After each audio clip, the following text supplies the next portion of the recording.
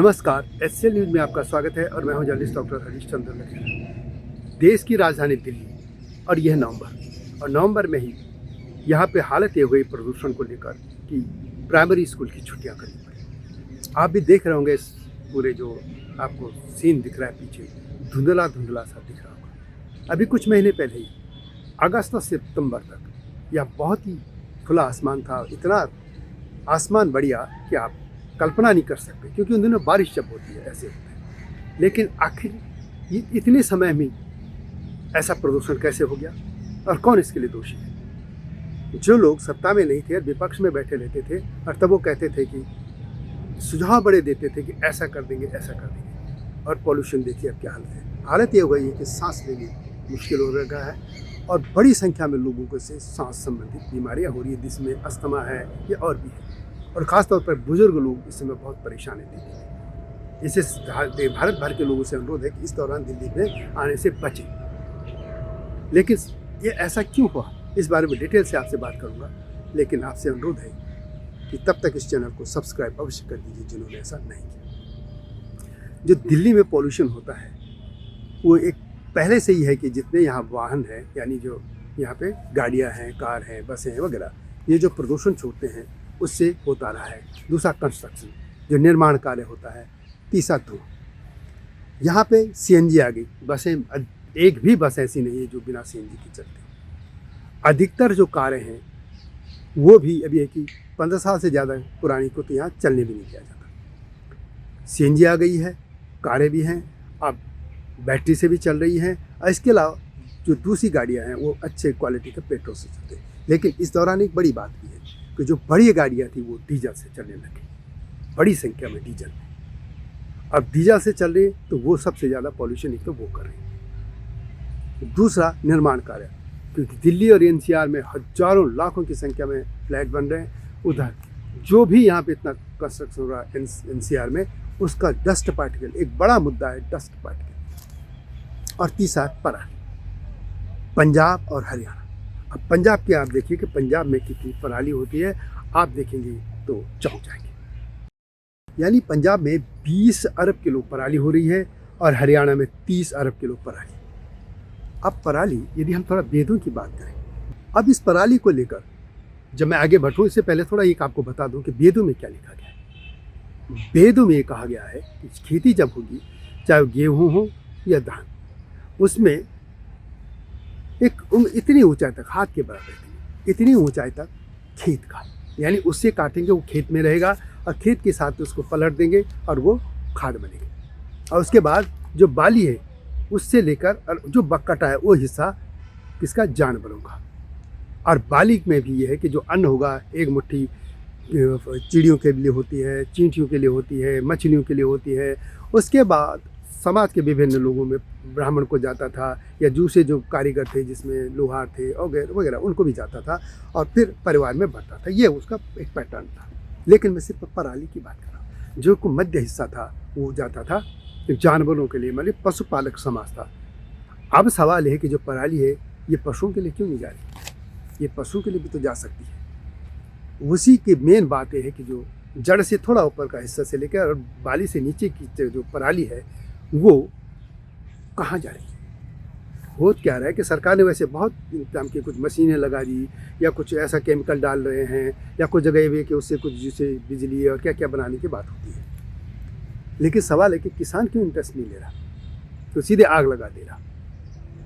अभी मैं खुद चंडीगढ़ गया था।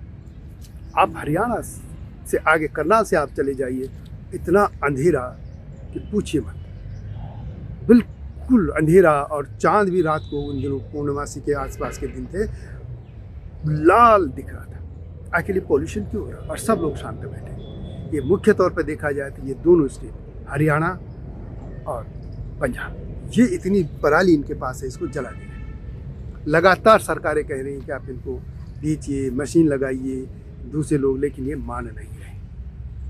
अब सवाल है कि इन्होंने धानी क्यों पैदा हो रहा है? आपको याद होगा कि 10-15 साल पहले तक यहाँ पे कोई धुआं होता नहीं था दिल्ली में। यहाँ पे दूसरा पॉल्यूशन था, वाहनों का पॉल्यूशन था, और तब उसके बाद सीएनजी आई, कई चीज़ें सुप्रीम कोर्ट ने दखल की, ये सब आपको मालूम है।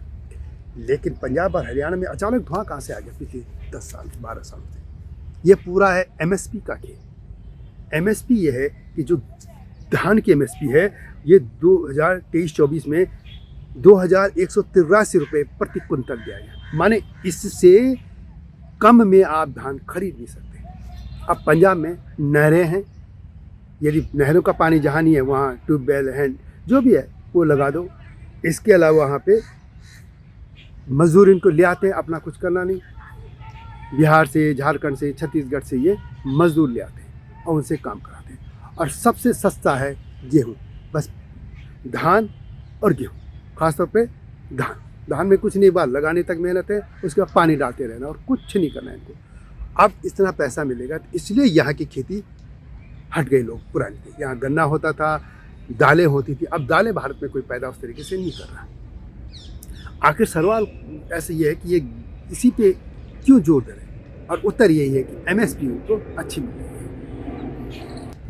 अब ये मौसम भी ऐसा है कि इस समय जो हवाएं हैं ये पूरब की तरफ बहती हैं, इसलिए हरियाणा और पंजाब में जितनी भी पराली जलाई जा रही है उसके धुआं दिल्ली और आगे उत्तर प्रदेश और इधर की तरफ चली जा रही है।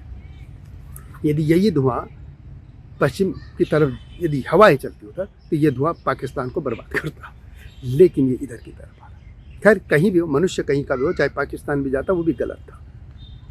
अब रास्ता क्या है?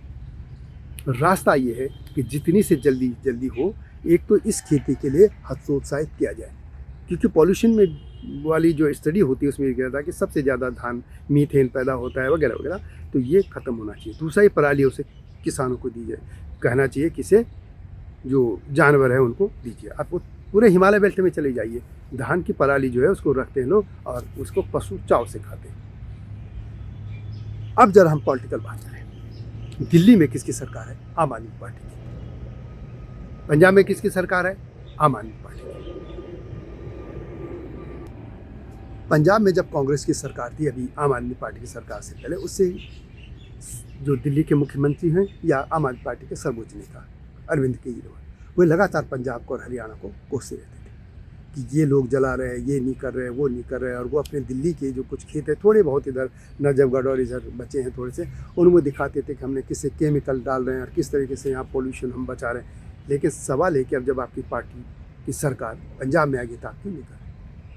आपकी तो बड़ी जिम्मेदारी बनती थी कि आपको दिल्ली वालों को बचाना है, और तो वहाँ को आपको इम्प्लीमेंट करना चाहिए था।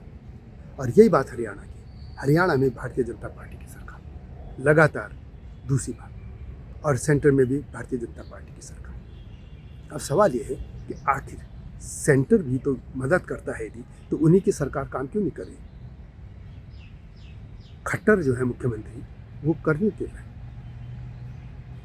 इसका मतलब है कि जो पॉलिटिकल पार्टियां हैं ये सिर्फ और सिर्फ एक दूसरे पे बयान, आरोप प्रत्यारोप यही करती रही है, और उनको जनता की दुख दर्द से कोई मतलब नहीं। यदि ऐसा है, पॉल्यूशन बढ़ा दिल्ली में, और कभी जो दशहरा हुआ था उसमें बहुत ज़्यादा पटाखे फोड़े गए, उसके बाद जो करवा चौथ था उसमें भी लोग फोड़ रहे थे। अब इन दोनों में क्या मतलब था इसको पटाने का? लेकिन प्रश्न ये उठता है कि दिल्ली में आखिर पटाखे बिक क्यों रहे हैं? दिवाली के टाइम पे कुछ ग्रीन पटाखों की परमिशन तो मिलती है, लेकिन अभी कैसे मिल गई? इसमें एक एजेंसी तो ये है कि दिल्ली सरकार के अंदर कि आखिर तुम्हारी दुकानों में बिक कैसे रहे, तो वो एजेंसी कहाँ है? और दूसरी है पुलिस है सेंट्रल गवर्नमेंट, अमित शाह गृह मंत्री हैं, और केंद्रीय मंत्री केजरीवाल, यानी ये दोनों लोग, इनकी जिम्मेदारी बनती है दिल्ली में यदि पटाखों से भी प्रदूषण हुआ तो रोके क्यों नहीं गए? ये ग्रैब और कुछ इस तरीके से कुछ कर देते कि निर्माण कार्य बंद कर दो, इससे कुछ नहीं होने वाला इतना, जितना सबसे पहले पराली को बंद करने की जरूरत है। क्योंकि पराली दिख रही है, आंखों में चुभ रही है, वो भी जरूरी है, ये नहीं कह रहा कि उसका महत्व कम है, लेकिन उससे पहले पराली को रोकना जरूरी है जलाने से। और लगभग पिछले 1 दशक से ये मामला हुआ है, जब से एमएसपी बढ़ी और किसान ने खेती बदल दी। पहले दूसरी खेतियाँ होती है, आखिर इन किसानों को जो हमारे यहाँ सबसे महंगी दालें होती हैं, दालों की तरफ क्यों नहीं कर इनको भेजा जाता है कि आप दाल, क्योंकि धान के लिए तो पश्चिम बंगाल भी है, इधर छत्तीसगढ़ को तो कटोराई कहते हैं, और भी इस स्टेट में करते हैं, और वहाँ जलाते नहीं हैं। सबसे बड़ी बात यह है कि दूसरे स्टेट में इस तरीके से पराली नहीं जलाते। आखिर यही दो राज्य ऐसे क्यों हैं, ये लोग कैसे हैं आखिर, कि जो अपना भी नहीं देख रहे कि तुम्हें भी तो धुआं ले रहे हैं। लेकिन हरियाणा और पंजाब के ही लोग आखिर ऐसे क्यों हैं, ये किसान। लगता है कि बहुत ज़्यादा पैसा आने के बाद आदमी बाकी चीज़ों को, मूल्यों को भूल जाता है। यही यहाँ के लोगों के साथ हो रहा है। यदि थोड़े से भी इन पर ये समझ होती तो ये कम से कम पराली को जलाने के बजाय दूसरे काम में इसको लगाते। इसलिए चाहे सेंटर की बीजेपी सरकार हो या हरियाणा की या दिल्ली की आम आदमी पार्टी सरकार हो या पंजाब की, इन्हें सभी को मिलकर काम करना होगा। अन्यथा लोग ऐसे ही मरते रहेंगे। सांस की जो बीमारियाँ हो रही, इसमें अस्थमा होगा और भी तरह के, या बुजुर्ग लोग इनकी क्या हालत है, ये आप दिल्ली में आके देख सकते हैं। और आप भी देख रहे होंगे कि ये जो पीछे मेरा जो पूरे पेड़ दिख रहे हैं किस्सा, और ये जो पूरा वातावरण कितना धुंधला धुंधला दिख रहा है। तो आखिर ये जहरीली हवा को बनाने में, या जो एयर क्वालिटी इंडेक्स जो है वो 450 से ऊपर 500 के बीच में जो चला गया है, वो क्यों है, जबकि होना चाहिए 0 से 50 के बीच में, इतना ही होना चाहिए। उसके बाद तो इस जो हवा की गुणवत्ता है जो ख़राब होती है। और दिल्ली में भी आने वाला है समय, क्योंकि अभी दिसंबर भी होगा, और हालांकि तब तक पराली भी ख़त्म हो जाएगी, लेकिन इसकी गुणवत्ता जो है हवा की, वो 500 एयर क्वालिटी इंडेक्स यहाँ तक पहुँच जाता है, जो कि डेंजरस, खतरनाक से भी खतरनाक हालत है। सीवियर जिसको कहते हैं वो हालत होती है। 0 से 50 ये कैसे होगा? AQI अभी तो वो 450 से 500 के बीच में झूल रहा है दिल्ली में, और NCR में भी ये हालत है। चाहे दिल्ली हो, गुड़गांव हो, फरीदाबाद हो, गाजियाबाद हो, नोएडा हो, ग्रेटर नोएडा हो, ये सब पानीपत, सोनीपत, ये सब जो इलाके हैं, लोनी, ये सब में यही हालत है। तो लगता है कि जनता को भी इसमें कुछ करना होगा, सामने आना होगा, तभी ये सरकारें सोचेंगी। और अरविंद केजरीवाल जो दिल्ली के लिए प्रथम हम देखें तो वो इसके लिए जिम्मेदार हो सकते हैं, क्योंकि पंजाब में भी उनकी सरकार है और यहाँ भी, और वो चुनाव में ज़्यादा प्रचार में लगे हैं। और लगता है कि दिल्ली को उन्होंने अपने हवाले पे मरने के लिए छोड़ दिया। तो जिम्मेदारी उठानी होगी इन पॉलिटिकल पार्टियों को भी, इस सरकार को। तो आता हूँ नए मुद्दे के साथ आपके सामने, तब तक नमस्कार।